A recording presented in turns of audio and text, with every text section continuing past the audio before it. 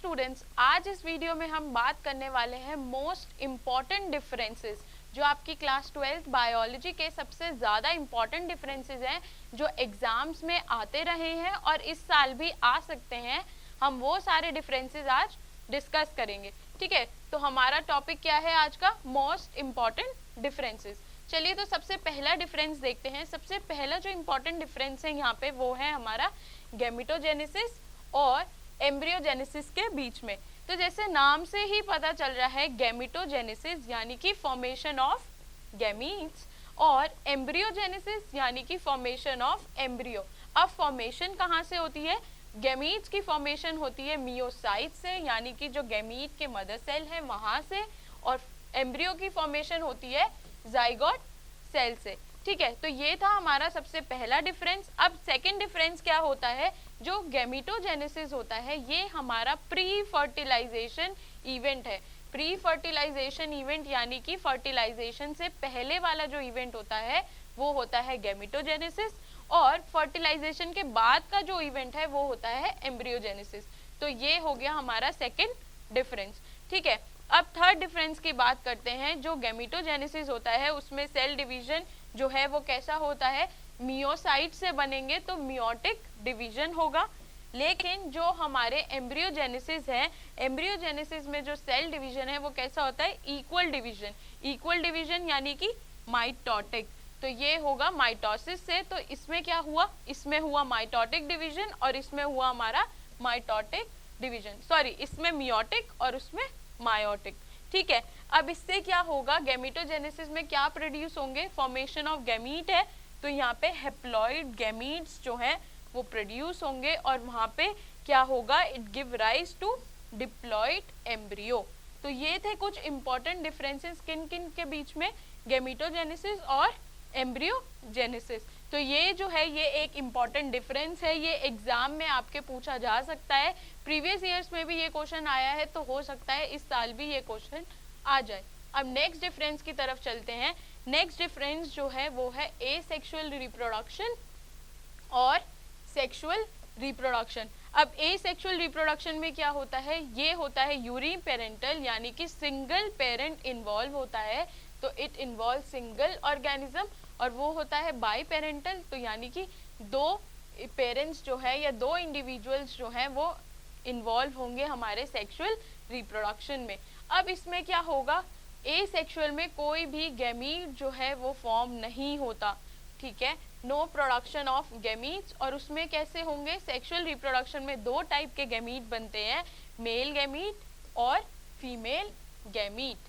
ठीक है, third point देखते हैं। यहाँ पे क्या होगा? जब गैमीट्स ही नहीं बनेंगे तो फ्यूजन भी नहीं होगी गैमीट्स की। तो एसेक्सुअल में हो गया नो फ्यूजन ऑफ गैमीट्स, और सेक्सुअल में क्या हो गया? Fusion of male and female gametes. और इस प्रोसेस को हम क्या कहते हैं? फर्टिलाइजेशन। अब नेक्स्ट क्या है यहाँ पे? It requires only mitotic division. इसमें क्या होगा? माइटोटिक डिवीजन होगा, क्योंकि जो एसेक्सुअल रिप्रोडक्शन है उसमें कैसे ऑर्गेनिज्म बनता है? बिल्कुल पेरेंट के एकदम कॉपी, एग्जैक्ट कॉपी, यानी कि पेरेंट का क्लोन बनता है। तो उसमें माइटोटिक डिवीजन होगा और इसमें होगा पहले मियोटिक डिवीजन, उसके बाद माइटोटिक डिवीजन। अब क्या होगा इसमें? अभी मैंने बताया कि जो ऑफस्प्रिंग बनेगा वो पेरेंट के बिल्कुल आइडेंटिकल होते हैं, यानी कि क्लोन होते हैं। और इसमें क्या होगा? सेक्सुअल रिप्रोडक्शन में जो ऑफस्प्रिंग बनता है उसमें कुछ जेनेटिक चेंजेस आते हैं जिससे वेरिएशन होती है और वो पेरेंट के बिल्कुल सिमिलर नहीं होते। Offspring will have some characters from male parent and others from female parent, और जो कुछ कैरेक्टर्स हैं वो पेरेंट से नहीं भी होते।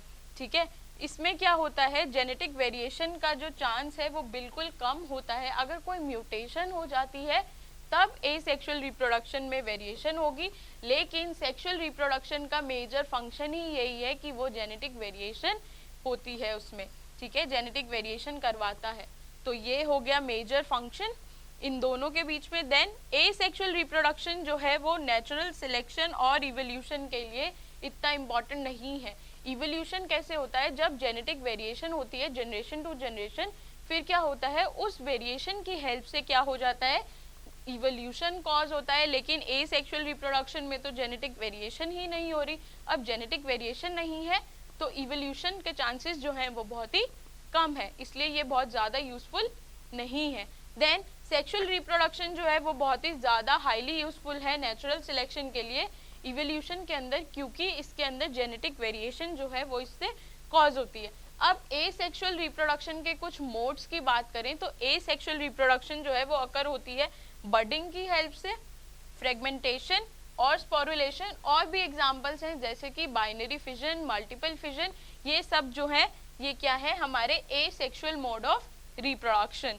और अगर हम सेक्सुअल रिप्रोडक्शन की बात करें तो सेक्सुअल रिप्रोडक्शन दो टाइप से ही होता है। पहला पॉलिनेशन, पॉलिनेशन जो है वो किस में होती है, प्लांट्स के अंदर, और एनिमल्स के अंदर क्या होता है हमारा, फर्टिलाइजेशन। तो ये थे मेजर डिफरेंसेस किस किन चीजों के बीच में, एसेक्सुअल रिप्रोडक्शन और सेक्सुअल रिप्रोडक्शन।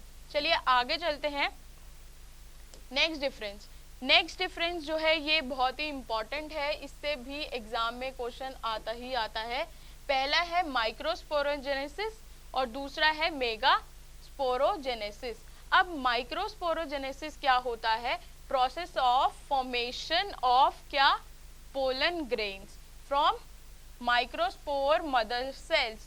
इसमें क्या बनते हैं, पोलन ग्रेन्स बनते हैं, लेकिन यहाँ पर क्या बनते हैं, मेगास्पोरोजेनेसिस में मेगास्पोर्स बनते हैं फ्रॉम मेगास्पोर मदर सेल, और उसमें दोनों ही जो हैं वो किस प्रोसेस से होते हैं, दोनों ही मियोसिस से होते हैं।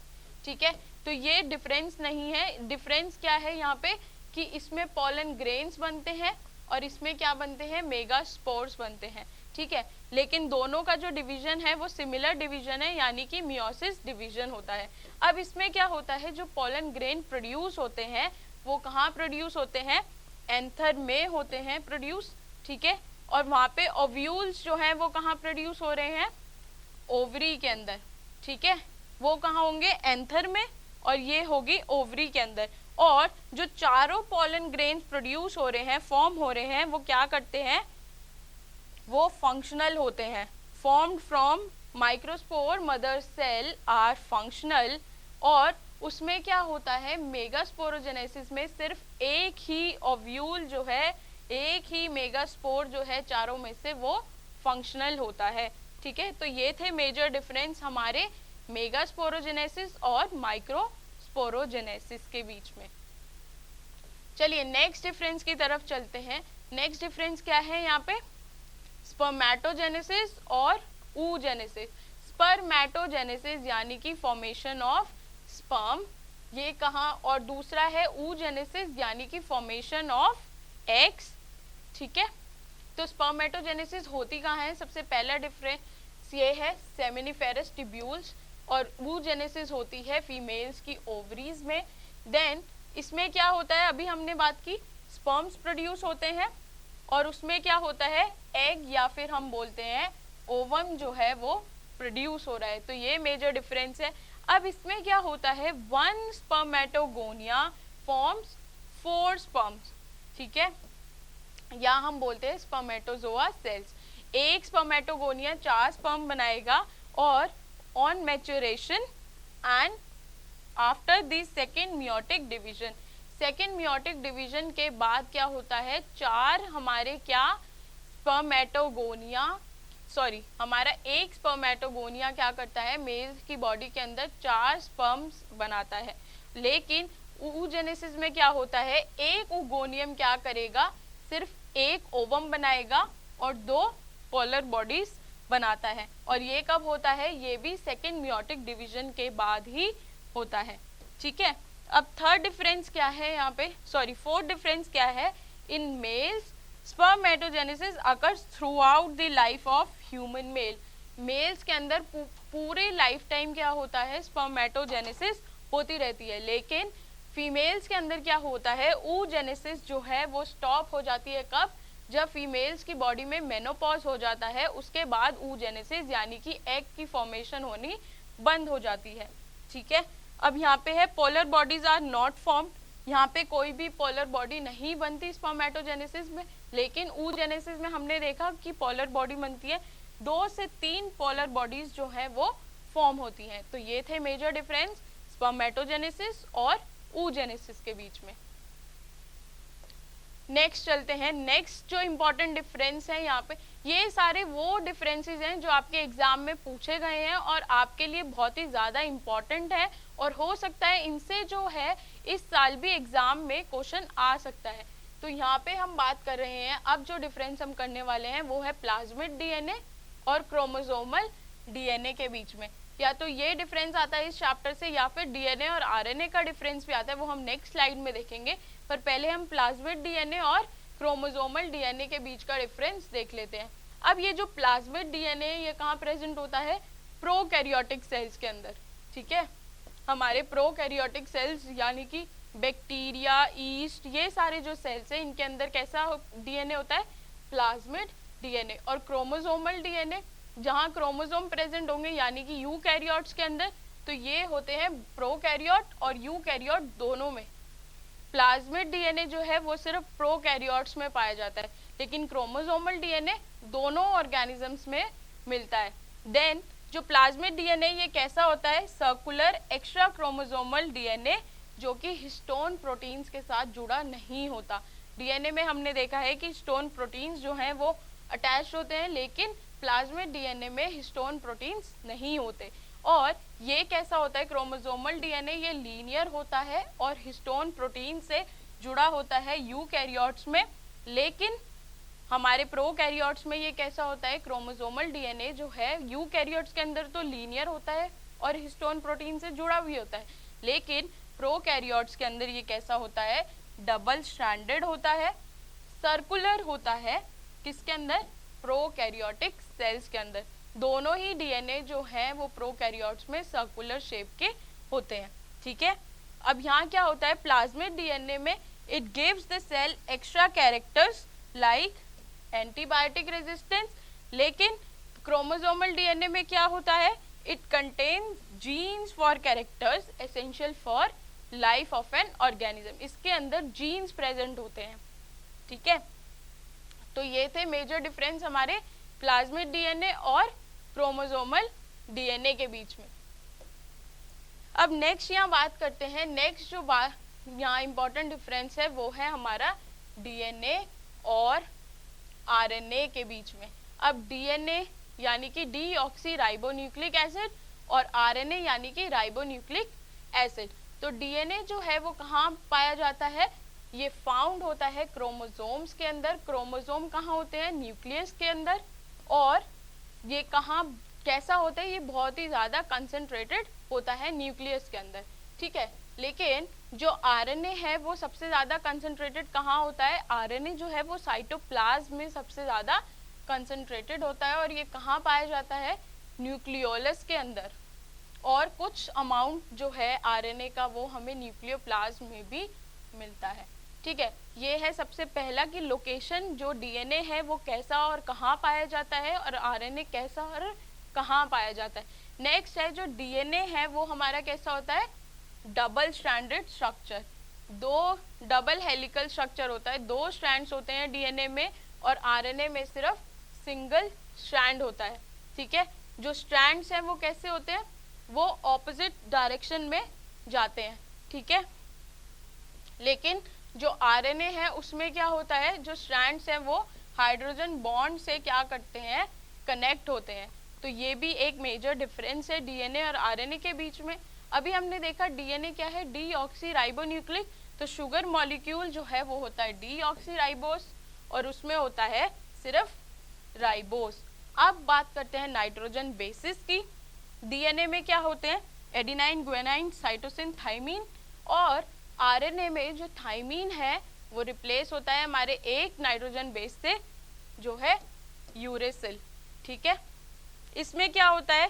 प्यूरीन एंड पिरिमिडीन जो है डीएनए के अंदर वो इक्वल अमाउंट में होते हैं, लेकिन आरएनए में इक्वल अमाउंट में नहीं होते, ठीक है। नेक्स्ट है यहाँ पे DNA is the heredity material and the information for different cell activities and life processes are encoded in DNA. तो डीएनए जो है ये क्या है? ये हमारा जेनेटिक मटेरियल है। इससे क्या होता है? जनरेशन टू जनरेशन जो इंफॉर्मेशन है वो पास होती है, लेकिन आरएनए ऐसा नहीं है, सिवाय कुछ वायरसेस के अंदर।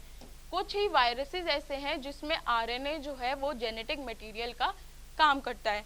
देन लास्ट है यहाँ पे, the base composition in DNA is A/T equals to G/C equals to 1, और वहां पे ऐसा कुछ भी नहीं होता। ठीक है, अब नेक्स्ट करते हैं होमोलोगस ऑर्गन्स और हमारे एनालॉगस ऑर्गन्स के बीच के डिफरेंसेस। होमोलोगस ऑर्गन्स कैसे होते हैं?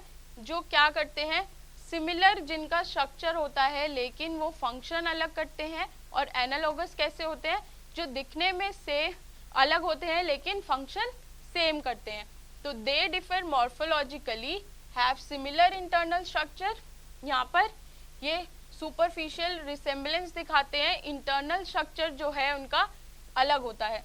यहाँ पर they develop in related organism यानी कि होमोलोगस, और वहाँ पे वो अनरिलेटेड ऑर्गेनिज्म में डेवलप होते हैं हमारे एनालॉगस।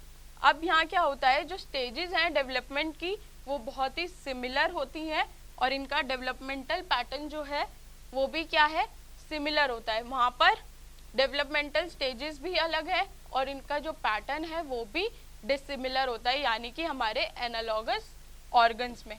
अब इनके क्या है, ये डिफरेंट फंक्शन करते हैं, परफॉर्म डिफरेंट फंक्शन, वहाँ पर परफॉर्म सिमिलर फंक्शन।